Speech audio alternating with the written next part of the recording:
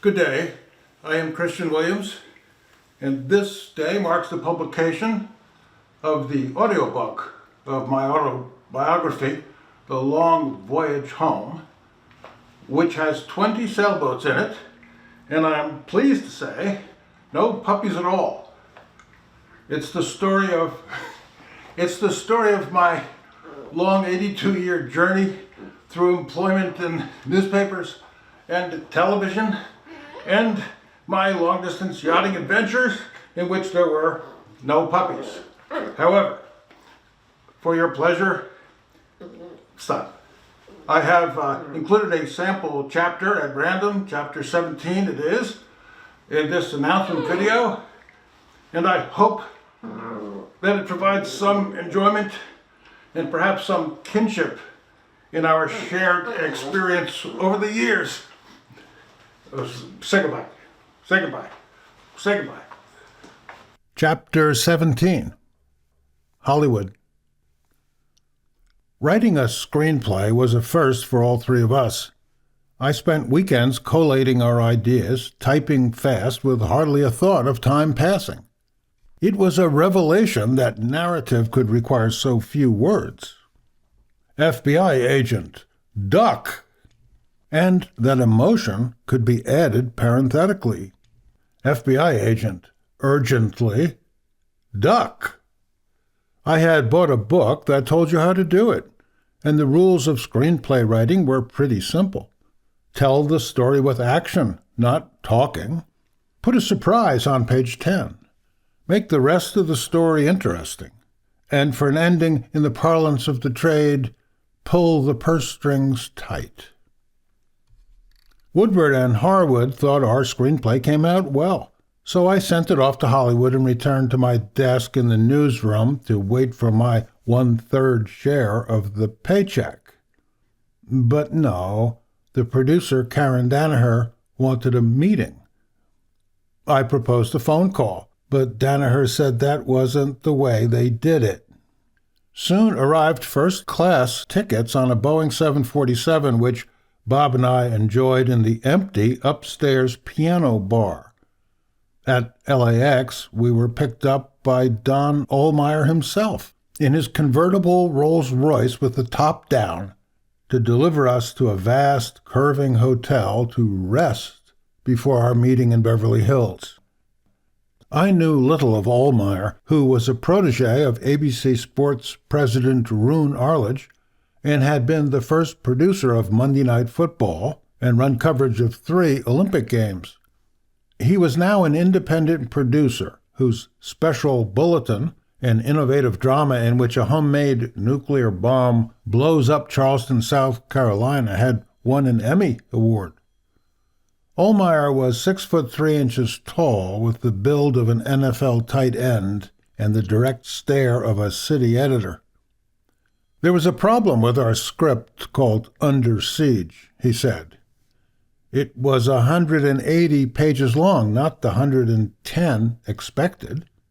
Could we cut it? I explained that wasn't possible. Ohlmeyer glanced at Danaher, who rolled her eyes. Why not? Because, I said, it was the length needed to tell our story. Danaher rolled her eyes again. Actually, I had no idea how long a TV movie script was supposed to be, but fighting with editors for more space had always been part of the game. Danaher said that NBC, the network partner, was expecting a 2-hour movie, not a 3-hour movie, and that was what they were going to get. Maybe not, Ohlmeyer said. I assumed victory until Karen filled me in. Cutting our script would be easy. What Don had seen immediately was the chance for a 3rd hour of network license fees, the money that financed the TV movie. He told NBC that he now had a blockbuster 3-hour project to show over 2 nights of television, not just one. They bought the idea and gave him the additional money. Pretty clever, huh? It occurred to me that I was once again swimming with sharks. Television required a lot of meetings. I was shuttled frequently from Washington, D.C. to Beverly Hills to perform revisions on a gigantic Wang word processor that terrified me.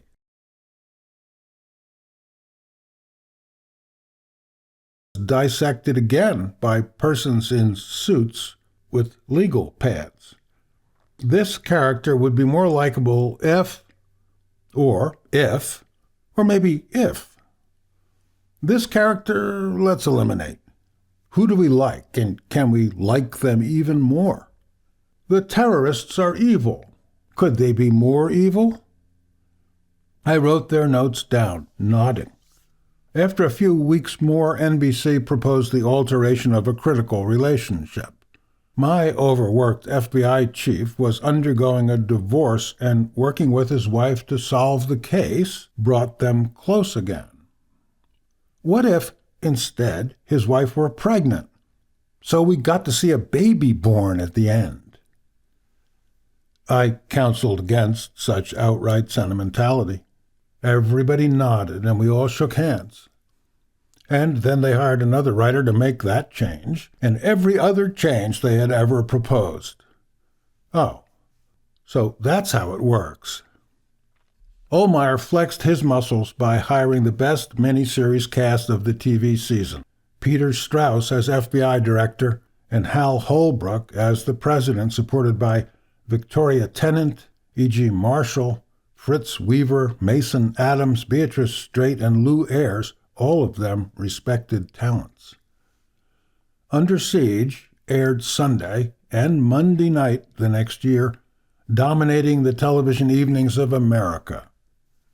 It did well enough, but left me pensive. Karen Danaher laughed and said I didn't know what had just happened. A movie with my name on it had actually been produced, and I was now a member of the Writers Guild of America with credits. Other writers had to wait years for that.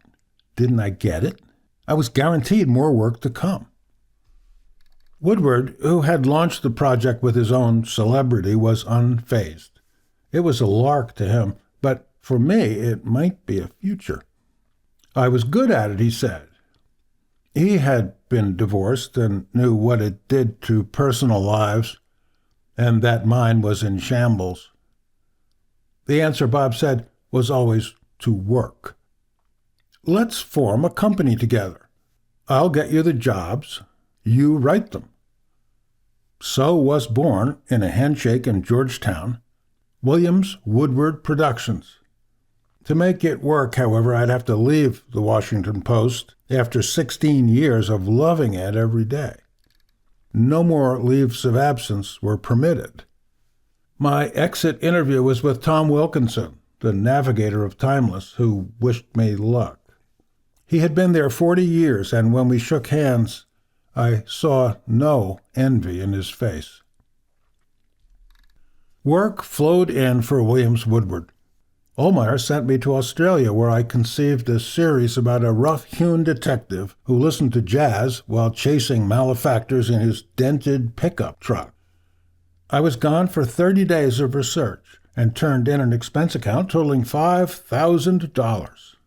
Karen Danaher looked at it like a receipt for lunch. Money talked in Hollywood, and frugality made no impression at all. Maybe that's why my Australia project never worked or was ever mentioned again. What did work was knowing the right people. At luncheon at the Ivy Restaurant, an industry command center, Karen spent her time chatting table to table or nodding across the flowery tables in long-distance visual code. At one chair, she introduced me to David Milch as new talent in from Washington, D.C. Milch was an executive producer of Hill Street Blues, one of the few cop dramas I had actually watched. "You want to write for Hill Street? You're hired," Milch said. Karen moved on, me trailing like a toy on a string. It was like the Post-Society editor showing me the ropes of a Capitol Hill reception all over again. When I asked her later what the hyperactive Ivy restaurant lunch scene was all about, she said, "Today you met David Milch, now you can call him." Back home, Woodward and I went to see Alan Pakula at his New York City office. Pakula had directed the movie of All the President's Men, among many others, and agreed to hear a screenplay idea that I called Lieutenant Wyatt. Wyatt was an officer at the Battle of the Somme in World War I, in which wave after wave of soldiers rose from their trenches to be cut down by German machine gun fire. The first and the second waves had been slaughtered before Wyatt's eyes. Why had he led a doomed third wave? The story would be about the forces of society that propel us to destiny. But how to begin? Well, if I were looking for rules, Pakula said, there weren't any. You could start with him being born, or getting married, or trimming the rose bushes, or start with him getting killed, then just put up a card that said 15 years earlier. "A movie takes years to develop," he said. On the corkboard behind his desk were 3x5 cards outlining his own current idea, but it wouldn't gel, and he wasn't sure he still believed in it anymore. Alan Pakula had just directed Sophie's Choice, a huge success with 5 Oscar nominations and a win for Meryl Streep as Best Actress. But even for Pakula, guaranteed success was never in the cards. Good luck to us. Also beginning a new career in television was Gerald Rafshoon, President Jimmy Carter's communications director. Jerry lived across the street from Bob and had just bought the rights to The Nightmare Years, William Shirer's account as one of the last reporters in Europe as Germany prepared for war. Rafshoon hired us to adapt the book as an 8-hour miniseries. William Shirer had been a member of a band of journalistic brothers that included Edward R. Murrow, Eric Sevareid, and Walter Cronkite. I had read his Rise and Fall of the Third Reich and been stunned by the damning records kept by the Nazis of their own infamy. Bob and I interviewed Shirer in his home near Great Barrington, Massachusetts, in the Reiterly Berkshires, where he still worked every day from cardboard boxes of his own documents. Bill was pleased to have a television series made of his work and offered dates, times, and places. To our questions about how he felt as the Goebbels propaganda machine bore down on him, or the constant threat that his young wife would be discovered to be Jewish, or how it was to see German invasion barges building for an invasion of England, he had little response. The facts were in the book, Shirer said. At 81, he had more interest in his movie option payments than in dramatizing his life. That was going to be my job. So began a project that set me against my former self as a journalist. The truth was that in The Nightmare Years, by Bill Shirer, almost nothing dramatic happened. The book foresaw a war to come, but Shirer never picked up a gun or was at the other end of one. In my first draft, nothing happened. That wouldn't do. So I began to rewrite, compressing time and expanding incidents. A single paragraph about a warning knock on the door at midnight became a confrontation with dangerous men. Any mention of a railroad track now included a speeding train. One footnote about the price of wool became a throbbing montage of uniformed Nazis marching. Yet the story remained quiet as a library book on a shelf. Late at night, sustained by olives and gin, I searched my dog-eared copy of The Nightmare Years for what wasn't there. I knew that every adapted movie I'd seen carried the disclaimer, inspired by, or based on. The convention was to dramatize. Everybody knew it, and nobody cared. Yes, Shakespeare rewrote Holinshed's Chronicles, but I wasn't him. I had been a reporter, and for a reporter, fiction is a mortal sin. To admit that I wasn't one anymore took more gin and starting over again from scratch. Now, one small mention of an anonymous Lutheran minister became the doomed Reverend Lenz, whom Shirer could watch as he refused Hitler's order to replace crosses on churches with swastikas and pay the price. That made a whole episode. Freed from fact, I typed faster and faster, devising fictional scenes to illuminate Shirer's reality. Jerry Rafshoon helped by creating an entirely new character based on the German propagandist filmmaker Leni Riefenstahl, in whose footage we could see firsthand the extermination of Jewish families. Bob, who at night edited my pages, said the story just kept getting better and better, and he was right. This was the work I was hired to do, but it required a surprisingly difficult change of skin. It did help to recall a story the novelist Gore Vidal had told me. He'd been a screenwriter working on the Charlton Heston movie Ben-Hur. One of his fellow writers was stumped by a scene in which Jesus heals a leper. No matter how many times he rewrote it, it still didn't seem believable.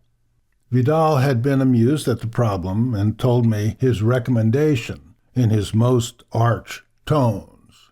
Dear boy, just think of your scene as Jesus Christ, dermatologist. It's just a movie after all, so make it up. In the Nightmare Years miniseries, Shirer was played by the dashing Sam Waterston, his wife by the exotic Mart Keller, and the Nazi propaganda minister Joseph Goebbels by the accomplished actor Kurtwood Smith. Shirer, in an interview with the Sunday New York Times, was asked what he thought of the project. He had been afraid it would turn out Hollywoodish, Shirer said, but although we had put in some entertainment, on the whole, it was an honest film. Now, quit worrying and find more work. I had sent David Milch of Hill Street Blues the Shirer scripts after his offer of an episode assignment. He was repeatedly unavailable. His colleague executive producer, Jeffrey Lewis, had never heard of me, but he had of Bob Woodward. He read the drafts and agreed to consider a spec script, meaning a free sample. Bob and I cooked up some ideas for Hill Street Blues. The Detective Bunce character was a bull in a china shop, but what if we put a little Italian opera in his life? And maybe a light story about a cockroach hunt that captures a killer, and a dog trained to steal purses, and a serious story about a detective whose mistake turns out to be the best thing he ever did. I enjoyed every moment writing it. This wasn't Bill Shirer. It could be funny or realistic or maybe make you cry, too. I wrote it as the show's familiar theme by Mike Post played on my radio, Liberated. But Hill Street Blues had won 26 Primetime Emmy Awards and been a top 10 show, and this was our first one-hour teleplay. But Jeff Lewis was entertained and bought the script. He and Milch had been roommates at Yale, had refined taste in literature and, more profitably, in television storytelling. Another script was ordered. Williams Woodward Productions was going so strong that to celebrate solvency, I bought a used hide-a-bed for the bachelor pad that served as my office. It was summer in Washington, flowers everywhere swept by the steaming thunderstorms I loved. I took my daughters rafting, or for ice cream, as together we tried to navigate the rapids of divorce. I worked because Bob had been right. Work was the treatment for the Black Depression always hovering. I began to look forward again, gingerly. To what? I didn't know. Something. Anything. Redemption, perhaps. Jeff Lewis liked the new script too, although a few adjustments were needed. No TV episode stands alone, but exists in the evolving story arcs of a dozen scripts in progress simultaneously. The process required a full-time writing staff, and Jeff Lewis had an opening. Would I like to join it? I was stunned and could only respond with, "Yeah, sure, okay, great." I loved the show. Woodward would be pleased, and I offered to fly to California for meetings any time the show needed me. Jeff said that staff writers came to the studio every day. The writer's room broke stories together, assigned rewrites, pitched ideas, and worked to a demanding shooting schedule. You had to be there. I explained that my children lived here. I was newly divorced. I had alimony and child support to pay, that Williams Woodward Productions was financially viable, and I couldn't possibly uproot myself and move to Los Angeles. "How much are you getting paid?" Lewis asked in his gentlemanly way. $6,000, I said proudly. It was twice what a Washington Post reporter earned. "We pay that," Jeff said. I explained that a matching salary of $6,000 a month would be much reduced by moving expenses, a new apartment, plane flights home, and so on, and I'd be lucky to break even. $6,000 a week, Jeff corrected me. In a month, I was on my way. The battered Volkswagen Jetta was packed to the roof with everything I owned that would fit. As I pulled out of my coveted free street parking spot off Connecticut Avenue, somebody snagged it immediately. No turning back now. I drove all night through the hollows of West Virginia, every mile toward the new world of starting over. I liked driving, especially alone with a notepad in reach. I didn't like leaving everything I knew and everybody I loved. When I thought of my daughters left behind in Annapolis, tears flowed. But our first Hill Street episode was scheduled to be broadcast that week, and I looked forward to seeing my work on TV. It would be proof of concept for a new career. A script is a paper thing bound by clasps. It lives only in potential. As I drove, I tried to imagine it performed, and couldn't. That took Hollywood savvy, and I had no Hollywood savvy at all. I was racing toward my own folly. Williams Woodward was over. What if this single gig didn't work out? Television. I knew nothing about it. The long, empty Missouri highway was getting dark. Miles Davis' recording of "It Never Entered My Mind" on the car stereo played like a funeral march.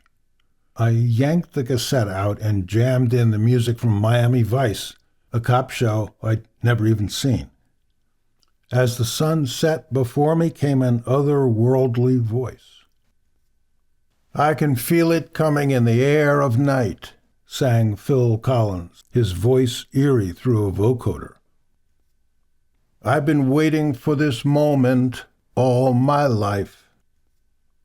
The song began with a drum machine, the backbeat panning across my speakers. "Well, I was there, and I saw what you did. I saw it with my own 2 eyes. So you can wipe off that grin. I know where you've been. It's all been a pack of lies." And then the shock of a drum fill that took the last choruses to an unknown dimension, and me with it. Music, which can't put anything into words, lifted me beyond them. Whatever else I was, this was the modulation of regret and necessity that was carrying me west. It was the romance of need and chance in the clarity of recognition. I played "In the Air Tonight" over and over, buoyed by it, jerked back to reality only by the occasional passing truck, which took me by surprise every time because the rearview mirror was blocked, by all my remaining earthly possessions. At 9:30 p.m., I glided to a stop at a cheap motel so as to not be late for Hill Street at 10 o'clock and the airing of my own work. I had watched the clock in the car for hundreds of miles to get it right. But now, when I tuned the rabbit ears to NBC, the final scenes of my script were flitting by. What? The motel clock said 10 p.m., but Missouri was on Central Time, and the East Coast Network feed played an hour earlier here. I had missed my own premiere. Not a good sign. Days later, after crossing the Mojave Desert, I arrived at that traditional hostel of Hollywood newcomers, the Oakwood Apartments of Burbank, California.